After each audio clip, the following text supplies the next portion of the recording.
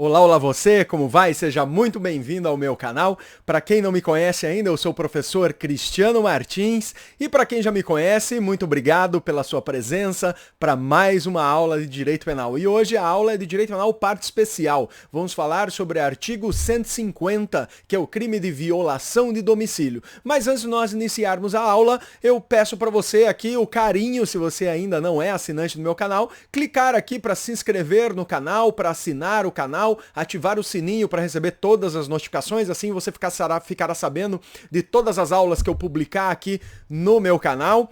Pedir para curtir aqui o vídeo, comentar, isso fortalece o canal, faz com que eu grave novas aulas para você, conteúdo gratuito. Desculpe, hoje eu estou aqui, tô de roupa bem informal, né? De roupa praticamente saí da academia e vim para cá, mas quem me conhece, quem tem aulas comigo presencial, sabe que eu sou bem informal mesmo, só uso terno e gravata se for para fazer audiência. Até porque aqui na cidade onde eu moro, Registro, estado de São Paulo, que é litoral sul do estado de São Paulo, bem próximo aqui ao litoral, próximo de cidades como Cananéia, primeiro povoado do Brasil, próximo de Iguape, Ilha Comprida, sabe que é um calor danado. Então tá muito calor, por mais que eu esteja com o ar-condicionado ligado aqui no meu escritório, mas eu estava ali na minha casa, um calor danado. Falei, eu vou assim mesmo, sem problemas. Ok? Então vamos lá para nossa aula de Direito Penal, parte especial de hoje.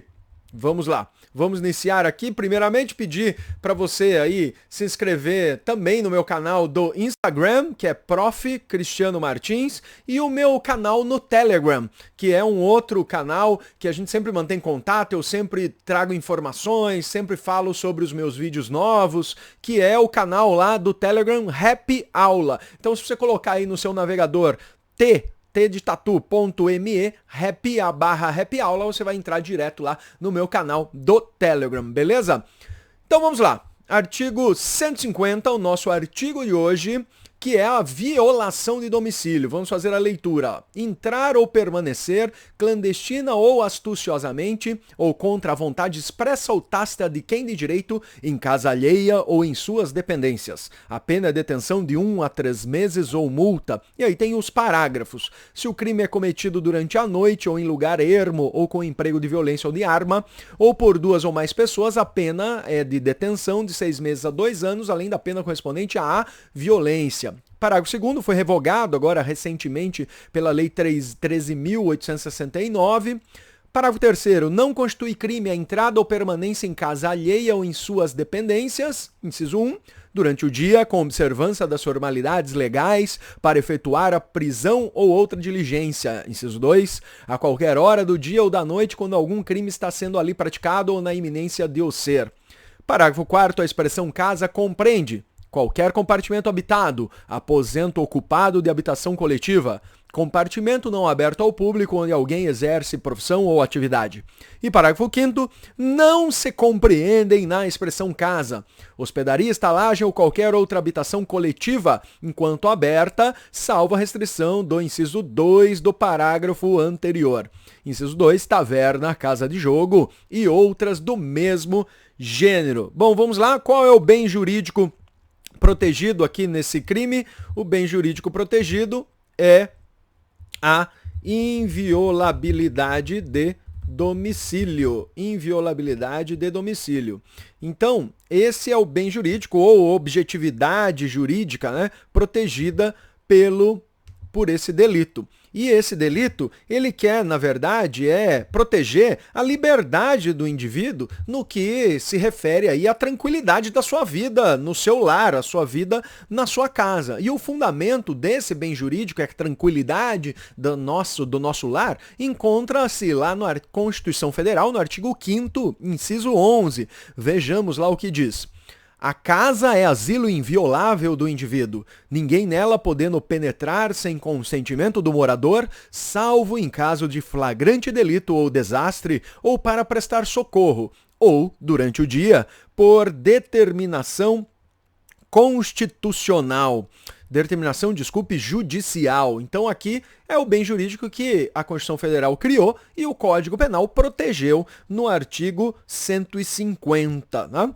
Quais são os sujeitos do crime? Bom, o sujeito ativo, que é o autor do crime. Quem é? É crime comum, né? Qualquer pessoa, pois é crime comum. Qualquer pessoa, não exige nenhuma condição, nenhuma capacidade específica para ser autor desse crime. Uma questão interessante aqui, o proprietário. Bom, nós vimos que o crime é adentrar ao lar, adentrar a casa sem autorização ou permanecer sem autorização. O proprietário do imóvel, então, é o sujeito ativo?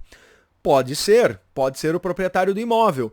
Como também pode não ser, pode ser quem está dentro do imóvel. Agora veja só, o proprietário do imóvel pode ser sujeito ativo desse crime, o próprio proprietário do imóvel. Pode ser o autor desse crime, também pode ser autor do crime, tá? Aí você pode perguntar, mas professor, como assim? Como é que a pessoa que é proprietária do imóvel, ele vai cometer o crime de violação de domicílio?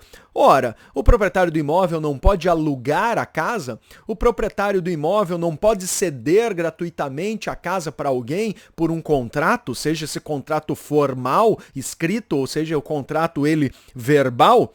Então, se a casa está ocupada por uma outra pessoa, um inquilino, por exemplo, que está alugando a casa do proprietário, não é a propriedade que se protege nesse crime. O que se protege nesse crime é a inviolabilidade do domicílio, é a liberdade do indivíduo no que se refere à proteção, à tranquilidade do seu lar. Portanto, se o inquilino lá, eu aluguei o imóvel para o João, meu inquilino, e o João não me permite entrar no imóvel. Se eu adentrar o imóvel forçosamente, sem a autorização do inquilino, eu estarei cometendo o delito, por mais que a casa seja de minha propriedade? Sim, porque tem que se proteger a vida privada e a intimidade daquele que está legalmente investido lá na posse do bem. Então, o proprietário pode cometer este crime contra o inquilino, né? Locatário, por exemplo, que é o inquilino, locatário, arrendatário. Arrendatário é quando eu arrendo, eu deixo gratuitamente a casa para alguém. Contra o comodatário, enfim, locatário, escrevi errado ali, né? Locatário. Locatário, arrendatário ou comodatário. Outra coisa, o ex-companheiro, ex-cônjuge, ou ex-companheiro ou companheira, né? Não vamos ser machistas, dizer que só homem pode praticar esse crime. Pode praticar o crime, estão ainda numa ação de divórcio e ainda não se decidiu com quem vai ficar a casa. O ex-cônjuge, o ex-companheiro pode praticar esse crime? Sim, se não houver a autorização de quem está residindo de forma legítima lá na residência, haverá o crime. Então poderá cometer, sim, desde que, como eu falei, desde que não haja o consentimento de quem está residindo no imóvel, residindo legitimamente no imóvel. Beleza? Então, filhos e empregados, outra situação. Filhos e empregados, aqui quanto a sujeito ativo. Quanto ao sujeito ativo, então, perfeito, qualquer pessoa. E o sujeito passivo, a vítima desse crime? Quem será a vítima? É aquele que tiver a faculdade de admitir ou negar o ingresso no domicílio. Como eu falei, não precisa ser o proprietário, única e exclusivamente. É aquele que detém o direito à sua intimidade, à sua liberdade, à sua tranquilidade lá nesta casa, lá neste domicílio. Então, inclusive, os filhos do dono da casa serão vítimas. Os empregados do dono da casa poderão ser vítimas desse delito. O Estado poderá ser a vítima desse delito se você adentrar num local com a qual pertence ao poder público. Não é só o particular que pode ser vítima desse delito. O poder público também pode ser vítima deste delito. Se houver a entrada de alguém num condomínio, um condomínio edilício, num prédio, seja vertical ou num condomínio horizontal, que seja. Quem será a vítima? Aí a vítima serão todos os condôminos. Todos os condôminos, que serão aí a vítima desse delito. Faltou o acento circunflexo ali, mas sem problema. Quanto à tipicidade objetiva. Tipicidade objetiva que é o estudo da explicação de todos os elementos do crime. Todos os elementos do crime. O núcleo, que é o verbo do tipo penal, nós temos alguns verbos, né? O primeiro verbo é entrar. Entrar. O primeiro núcleo deste crime é o entrar. O que é entrar? Entrar é ingressar. Ingressar. Penetrar na residência.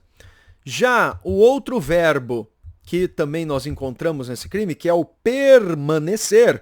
Permanecer é a omissão, é a conduta negativa. É a conduta negativa.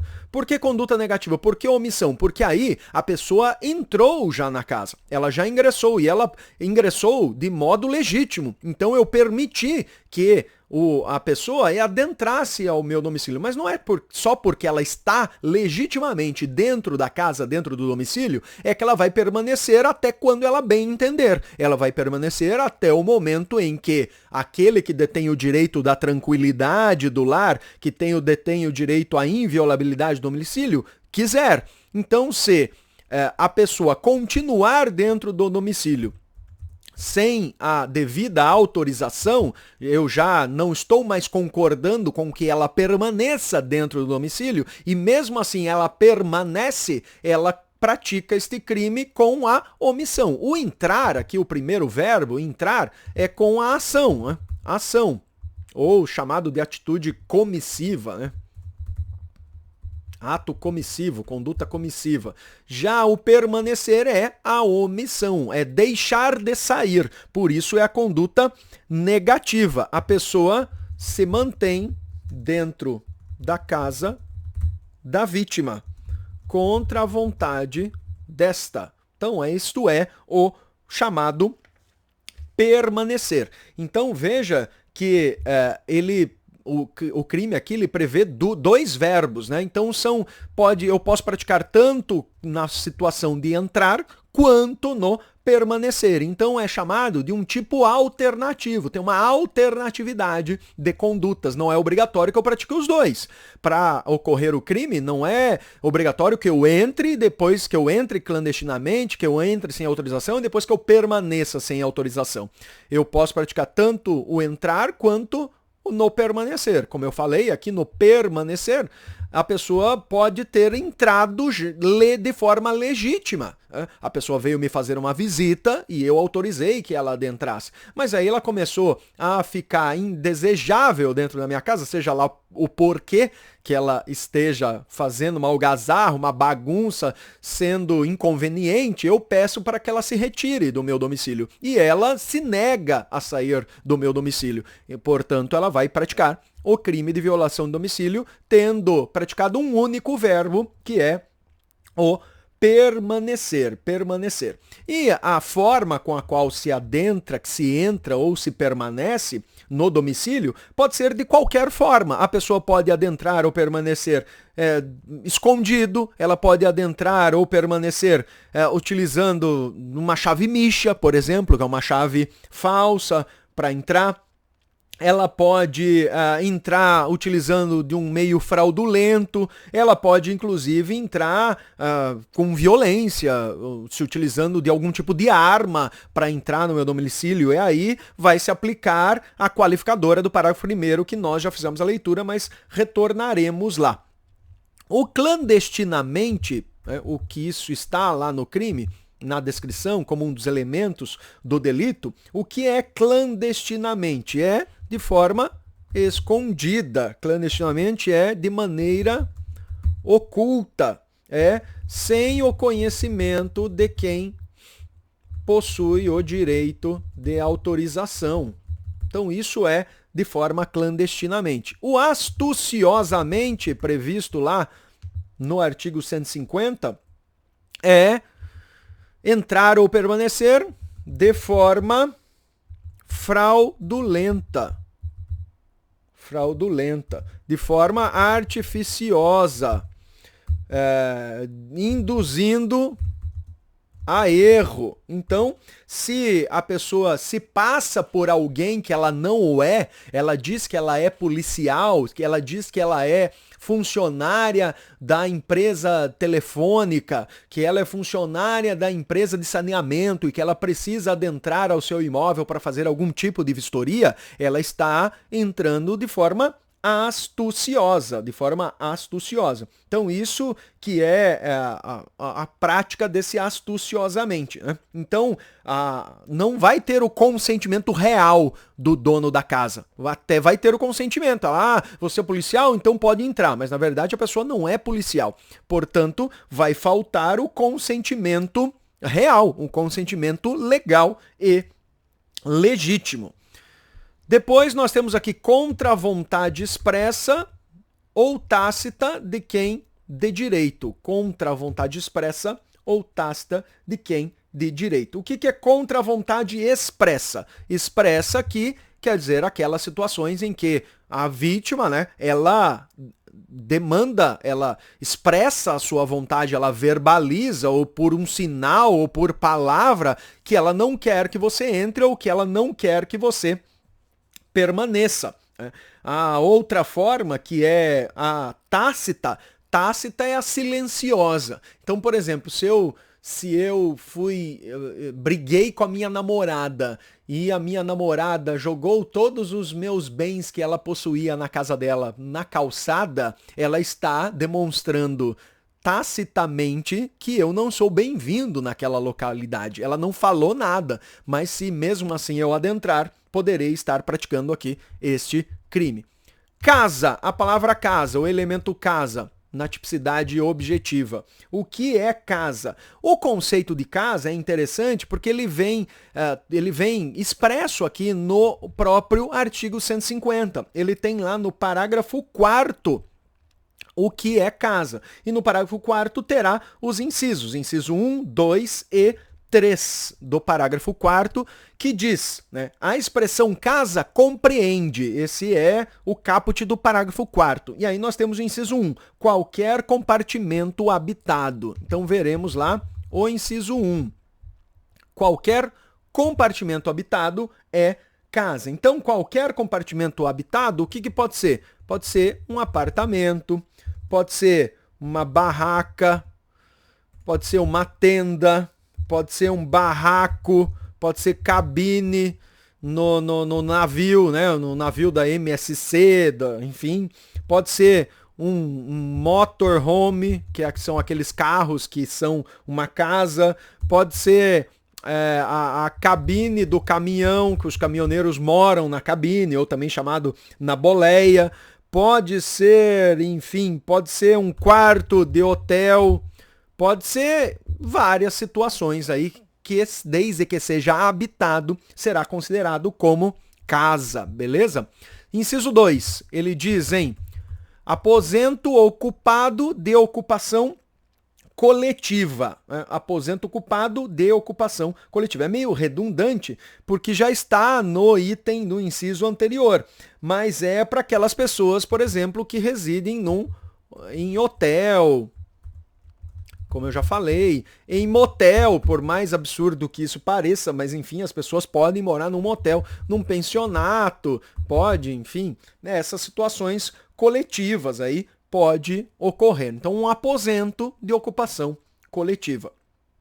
A outra situação, o inciso 3, que é o último inciso do parágrafo 4º aqui do 150, que é o compartimento não aberto ao público, onde alguém exerce profissão ou atividade. Então, esse é o espaço que, mesmo que não seja a residência da pessoa, e porque não é a residência da pessoa, serve, então aqui, espaço que serve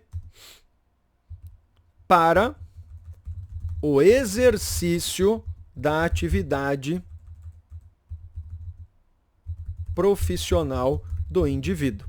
Então aqui o meu escritório, por exemplo, meu escritório que vocês viram aqui que vocês viram aqui, ó, o meu escritório aqui, que eu tô aqui atrás de parte da minha estante de livros, o meu escritório, ele é considerado casa, tá? Ele será considerado casa, portanto, se alguém adentrar aqui ao meu escritório sem autorização ou permanecer no meu escritório a contrário da minha vontade, ele estará praticando o crime de violação de domicílio. Porque nós lemos a palavra domicílio, isso nos remete só à nossa casa, o local onde residimos com a nossa família. No entanto, não é só isso, tem que ficar...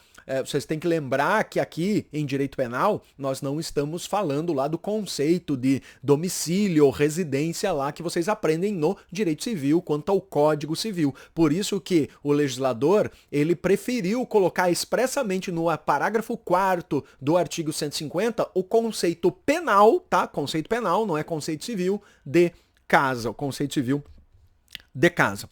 Continuando aqui, nós temos aí no caput, né, a questão das dependências da casa. Quando ele fala lá no caput, né, entrar ou permanecer clandestina ou astuciosamente, ou contra a vontade expressa de quem de direito em casa alheia ou em suas dependências, que é a parte final lá do caput, o que são essas chamadas dependências da casa? Dependências da casa. As dependências da casa são o jardim, então alguns exemplos. O jardim da casa, a garagem, o pátio, o quintal, o que mais? O terraço, a despensa, a adega, a churrasqueira, o recanto do guerreiro, lá onde tem a mesa de pembolim, enfim. Essas são as chamadas dependências da casa. Então não é só entrar a casa, na sala, no quarto, no banheiro, na cozinha. Pode ser aí em todas as outras dependências da casa. Outra situação aí que fala que é a hospedaria, estalagem ou qualquer outra habitação coletiva enquanto aberta, salvo a restrição do parágrafo anterior, tá? Então aqui nós temos uma situação com a qual essa hospedaria, estalagem, qualquer outra habitação coletiva, enquanto aberta ou salvo a restrição no inciso 2, trata-se do espaço coletivo, né? Que não o acesso, espaço coletivo, que o acesso não seja vedado, que o acesso seja aberto, né? Como área de recreação, de uma recepção de hotel, a área comum de um local para camping, aí não será considerado casa.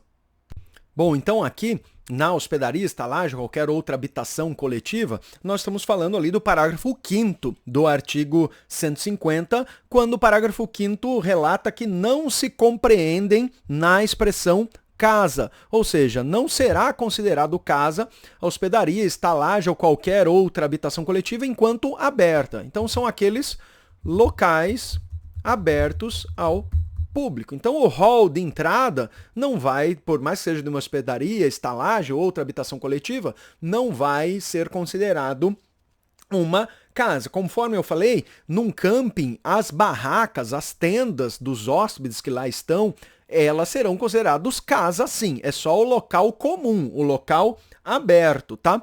Outro inciso, o inciso 2 ali do parágrafo 5º, que é taverna, casa de jogo e outras do mesmo gênero, também não são considerados como casa. Taverna, isso é uma nomenclatura lá do tempo do EPA, do tempo que amarrava cachorro com linguiça, no tempo do Guaraná de rolha.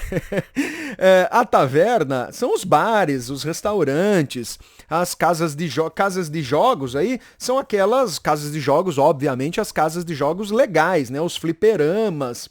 E aí outras do mesmo gênero, nós podemos falar de cinemas, teatros. Essas não são consideradas, portanto, pelo parágrafo 5º, inciso 2, como domicílio. Por quê? Ora, porque eles têm livre acesso ao público em geral, né? Então, é claro que se nesses locais houver uma sala reservada, uma sala fechada, que seja não aberta ao público e que alguém exerça sua atividade profissional lá, aí será considerado domicílio, conforme nós vimos aquelas previsões lá do parágrafo 4º, né? Compartimento não aberto ao público, onde alguém exerce profissão ou a atividade. Então, por exemplo, lá numa casa de jogo, numa lotérica, se alguém tem um escritório lá dentro da lotérica, o dono da lotérica tem o seu escritório lá na parte fechada ao público, e alguém entra lá nesse escritório dele, onde ele exerce essa sua profissão de empresário,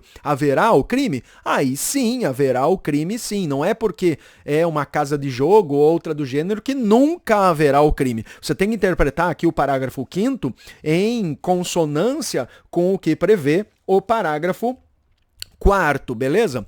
A casa desabitada, que é uma questão interessante. A casa desabitada, haverá violação de domicílio? Não, né? Na casa desabitada não haverá o crime do artigo 150. E por quê? Nós não falamos no início que o bem jurídico protegido é a segurança, é a paz, a tranquilidade do lar e da sua vida privada dentro do seu domicílio? Se não há ninguém na casa, onde está a tranquilidade do lar? Então não haverá a prática do artigo 150. Pode, se alguém adentrar lá na casa desabitada, nós falarmos que ele praticou o crime do artigo 161 do Código Penal. Que crime é esse? É o crime de usurpação, que nós não vamos falar agora, ficará para a aula lá do artigo 161. Né?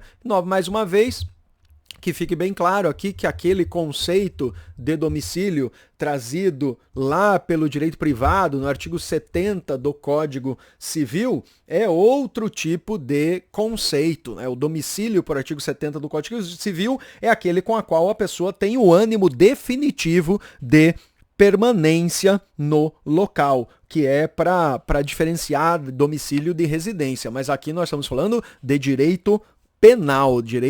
Esqueça lá aquele conceito do Código Civil. A tipicidade subjetiva. Tipicidade subjetiva é aquilo que reside no subjetivo, né? Qual é a exigência da intenção ou não da prática desse crime?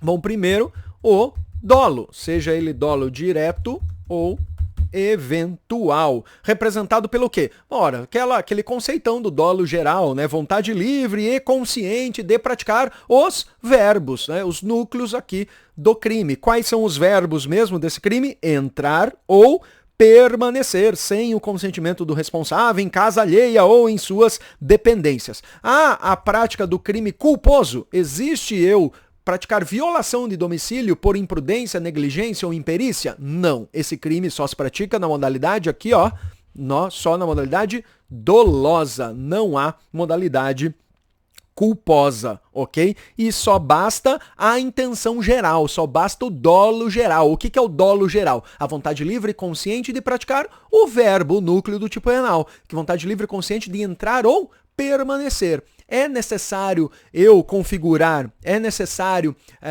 ter a comprovação do para que a pessoa adentrou nesse domicílio? O para que ela quis permanecer nesse domicílio sem a autorização? Não. Isso seria o tal do dolo especial, ou especial fim de agir, ou dolo também chamado de dolo específico. Nesse crime não há obrigatoriedade, basta o dolo geral, o dolo genérico de praticar os verbos do tipo penal, ok?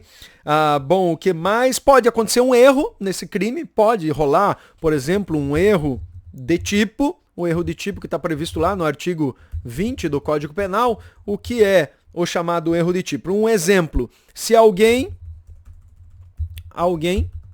entrar na casa achando que a casa é dela, né? Ela se engana, né? Pega esses conjuntos habitacionais, às vezes a pessoa não vê que as casas no início elas são todas meio iguais, ou então em apartamento. Eu quando morei em apartamento, eu fiz muito isso. Você aperta lá, aperta o número no elevador do seu andar, e na verdade você apertou errado ou parou antes porque alguém tinha apertado. E você desce. Aí você desce, você nem presta atenção do número ali que apareceu. E aí você pega a chave e vai na direção onde é o seu apartamento. Se o seu apartamento não tem nada na porta, nenhum penduricalho, nem nada, você mete a chave na porta e tenta entrar. Quantas vezes eu não fiz isso na minha vida de estudante, quando eu morava nos apertamentos da vida, quando eu morei em Curitiba. Alô, abraço pra Curitiba, cidade que eu tanto amo e que fiz toda a minha formação lá. Quanto eu não errei de porta e às vezes a pessoa chegava, o dono, quem é? Chegava assustado. Se eu conseguisse entrar nesse apartamento, eu estava num erro de tipo, eu estava achando que o apartamento era meu. Às vezes a chave pode abrir, né? Tipo chave de Uno. Quem já teve Uno, desses Unos quadrado, Uno botinha ortopédica, a chave do Uno é universal. Você tem um Uno quadrado, esta chave abre qualquer Uno. Então, se vai que o apartamento era a chave de Uno, você meteu a chave lá e entrou no apartamento, você vai responder por violação de domicílio? Não, porque onde houve o dolo, você estava em erro, e esse erro de tipo vai excluir a prática do crime, ok? Consumação e tentativa. Consumação e tentativa do crime. É crime de mera conduta, né? Um crime de mera conduta. Não exige nenhum resultado da prática desse crime. Não sei porque eu coloquei aqui, tá errado isso. A consumação e tentativa. Portanto, quando que há a consumação? No entrar. Nós temos dois verbos, né? Nós temos o verbo entrar. Quando que se consuma o entrar? Quando a pessoa, no exato momento em que ela adentra ao espaço casa. O espaço casa, não vou colocar qual é, porque a gente já estudou o que é casa. Então é um crime instantâneo. O entrar é um crime instantâneo. E nós temos o permanecer. O permanecer. Quando que ocorre a consumação no permanecer? Se ocorre quando ele se nega a sair. Então, quando se nega a sair. Ele se nega a sair e vai continuar lá no local. Portanto, isso é crime o quê? É crime instantâneo? Não, é crime permanente. Crime permanente. Enquanto ele permanecer no domicílio sem a devida autorização, estará ocorrendo o crime. Lembrando que o permanecer, a conduta é omissiva. A conduta é omissiva. Ele se omite de sair. Se omite de sair. Ok? Então, a tentativa. Agora, quanto à tentativa. Tentativa. É admissível a tentativa de violação de domicílio? Ora, a tentativa é admitida no entrar. No entrar é admitida que você tente entrar, né? Na conduta ação, na conduta comissiva, Agora, no permanecer, dá para você tentar permanecer? Como é que é uma tentativa de você permanecer no local sem autorização? Já entrou, de forma legítima, já entrou. E aí, como vai se dar a tentativa de permanecer? Você quis permanecer, mas mudou de ideia depois? Não, ou você permanece ou você não permanece. Esse é o entendimento majoritário. No permanecer, o entendimento majoritário é que não é possível a tentativa, porque ou você permanece no local ou você não permanece. Nós temos as qualificadoras do parágrafo 1º, e aí as qualificadoras do crime, que a pena é maior, né? Temos a primeira lá, que é praticar a violação de domicílio durante a noite. Durante a noite é diferente de período de repouso. Durante a noite é quando há ausência de luz solar. Então, ele é uma situação mais ampla do que o tal do repouso noturno que a gente encontra lá no crime de furto, do artigo 155, que existe lá o tal do repouso noturno. Aqui não, é durante a noite. Então, noite é quando não há mais a luz solar, ponto. Isso é a qualificadora da violação de domicílio. Uma delas, né? Lugar ermo. O que é o chamado lugar ermo. Lugar ermo é o lugar abandonado, é o lugar afastado dos grandes centros, lugar deserto. Então, por que isso? Porque nesses locais é mais difícil de se bloquear a conduta. Porque se ele é um lugar ermo, né, é difícil de alguém ver que está acontecendo, ou então da vítima ser auxiliada por alguém para que não ocorra a violação de domicílio. Por isso que há essa qualificadora. Com emprego de violência. Então, nós temos aqui com emprego de violência. E aqui ela não diz que violência que é, né? O emprego de violência é o emprego de violência que pode ser a violência contra a pessoa ou contra a coisa, objeto. Ele não especifica. Então, portanto, se a pessoa utilizou do emprego de violência contra a coisa, quebrando o portão, quebrando a porta, por exemplo, aplicar-se-á essa qualificadora. A violência contra a pessoa, aí é contra quem estiver lá na casa ou quem de direito tiver do domicílio. Com o emprego de arma, mais uma qualificadora, hein? Com o emprego de arma. Com o emprego de arma, que tipo de arma? Que tipo de arma? Tanto faz, pode ser a arma própria. O que é a arma própria? A arma própria é aquela que serve para ataque e defesa. Então, um punhal, um revólver serve para ataque e defesa. Com emprego de arma própria ou arma imprópria. Arma imprópria é aquela que não foi feita para ataque. Então, uma faca de cozinha, pedra, pedaço de pau, enfim, qualquer outro objeto que possa servir também como arma, mas é chamada arma imprópria. O que mais? Aqui a arma de brinquedo. A arma de brinquedo vai servir para qualificar a violação de domicílio? Não, não. Existia antigamente uma súmula, que era a súmula 174 do STJ, que foi cancelada e, portanto, não pode mais se utilizar a arma de brinquedo como qualificadora aqui nesse caso. Por duas ou mais pessoas, mais uma qualificadora. Praticar a violação de domicílio por duas ou mais pessoas, ou seja, em concurso de pessoas. Em concurso de pessoas, com um número maior de pessoas entrando ou permanecendo. No mínimo duas pessoas ou mais, né, até o infinito, duas ou mais pessoas em concurso, entrando ou permanecendo na casa ou nas dependências.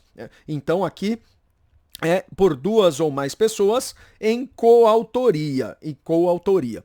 Aí nós temos as formas majoradas, né? As majorantes, ou também chamadas de causas de aumento. E aí nós tínhamos no parágrafo 2º do 150 que foi revogado. Foi revogado pela lei aí 13.869 de 2019, com a qual disciplinou, previa-se aqui que era a violação de domicílio praticado por funcionário público, fora dos casos legais ou com inobservância das formalidades estabelecidas em lei ou com abuso de poder. E aí, essa lei, editada no final de 2019, Lei 13.869, revogou porque houve a disciplina dessa situação na Lei de Abuso de Autoridade, na nova Lei de Abuso de Autoridade. Beleza? Então está revogado o parágrafo 2º. Se você tem um código ou um livro que não é versão 2020, tome cuidado, está revogado aí o artigo 2º. O parágrafo 2º, desculpe. E nós temos o parágrafo 3º, que são causas excludentes de ilicitude, que vão excluir a prática do crime. E aí o parágrafo 3º diz lá no caput do parágrafo 3º, não constitui crime a entrada ou permanência em casa alheia ou em suas dependências. Não constitui o crime, então não se configurará o crime de violação de domicílio se houver a prática dentro dessas circunstâncias. Inciso 1, durante o dia com observância das formalidades legais para efetuar prisão ou outra diligência. Inciso 2, a qualquer hora do dia ou da noite, quando algum crime está sendo ali praticado ou na iminência de o ser. Então a primeira aqui durante o dia com a observância das formalidades legais, isso está previsto lá no artigo 5º, inciso 11 da Constituição Federal, né? A gente já viu, já fez a leitura desse artigo 5º, inciso 11, que fala, né, a casa é asilo inviolável, ninguém nela pode penetrar, salvo em flagrante delito ou desastre,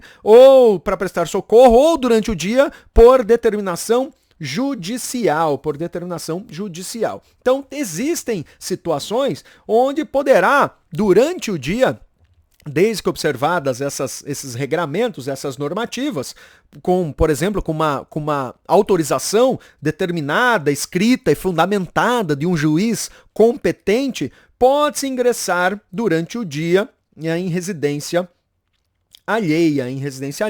No entanto, a qualquer hora do dia ou da noite, nesse caso aqui, né, no primeiro, é só durante o dia. Mas nós temos casos em que pode haver também durante qualquer hora do dia ou da noite, que é aquelas situações quando está ocorrendo um crime em flagrante, né, uma flagrância em flagrante delito, ou está na iminência do flagrante. Então a palavra crime também vem lá no artigo 5º, inciso 1. Aqui ele fala quando está algum crime. Veja que colocou crime. Mas e se estiver ocorrendo uma contravenção penal? Um flagrante prática de contravenção penal no local. Então, se for à noite, não vai poder adentrar, vai ter que esperar durante o dia, porque esse inciso aqui, o inciso 2, só falou quanto a crime? Não, a jurisprudência já entendeu que se for contravenção penal, pode entrar, por mais que flagrância de contravenção penal, poderá entrar, ok? Outra questão, né, na iminência de o ser, perseguição. Então a perseguição também não é ilegal. Se eu estou policial, estou perseguindo alguém, eu posso adentrar também a casa de alguém, se essa pessoa se escondeu na casa, adentrou, está passando por várias casas para fugir sem problemas, a perseguição é permitida. Por mais que não esteja aqui no parágrafo 3º, a jurisprudência aceita como excludente de ilicitude. E lembrando das excludentes de ilicitude do artigo 23 do Código Penal. Por quê? Lá, o estado de necessidade, legítima defesa, estrito cumprimento do dever legal e exercício regular do direito são as excludentes de ilicitude genéricas do artigo 23. E todas elas também servirão para excluir a ilicitude da violação de domicílio. Então, se eu estou num estado de necessidade, tem um cachorro bravio correndo atrás de mim, um pitbull correndo atrás de mim, eu não posso adentrar na casa de alguém, num domicílio de alguém para me proteger? Posso sim, porque aí eu estarei protegido aqui, ó, estarei protegido pelo estado de necessidade. Então, é uma das situações. Em legítima defesa, em exercício regular do direito e estrito cumprimento do dever legal, também poderá ocorrer, ok? Uma questão de concurso que caiu, por exemplo, que o vizinho estava na sua casa e começou a ouvir gritos na casa da vizinha. E ele saiu correndo, arrombou a porta, entrou lá na casa e, na verdade, não tinha nada de perigo lá. A moça estava assistindo um filme de terror onde a mocinha do filme estava gritando tresloucadamente. Com isso, ele praticou, então, a violação de domicílio? Não, porque na imaginação dele, ele estava praticando uma legítima defesa. Então, pela legítima defesa putativa, pela legítima defesa imaginária, pode excluir a prática do crime de violação de domicílio. Então, servirá também como excludente de ilicitude, por excludente de ilicitude. Qual é a ação penal? Para nós terminarmos o crime, a ação penal desse crime é uma ação pública incondicionada. Ação pública incondicionada. Ação penal pública incondicionada. Tanto na forma simples quanto nas suas formas qualificadas e majoradas. Lembrando que o crime pelo quantitativo de pena, né, dele, quantitativo de pena, que é detenção de 1 a 3 meses na sua forma simples, ou de 6 meses a 2 anos na sua forma qualificada, quanto na majorante, ele é um crime de menor potencial ofensivo, né? Crime de menor potencial ofensivo. E por isso ele será julgado pelo rito sumaríssimo. E o rito sumaríssimo vai ser julgado pelo Juizado Especial Criminal. Juizado Especial Criminal, a Lei 9.099 de 1995. Ok, então terminamos o crime do artigo 150, a violação de domicílio. Espero que você tenha gostado da aula. Qualquer dúvida, você fique à vontade para publicar aqui, mandar a pergunta para mim. Voltamos, tem vários vídeos aqui no meu canal, os vídeos vão aparecer aqui do lado, em algum lugar, para você assinar de novo. Eu peço a sua colaboração e vamos permanecer juntos aqui para aprender um pouco mais e desmistificar um pouco do direito penal. Direito penal é legal. Grande abraço, até mais!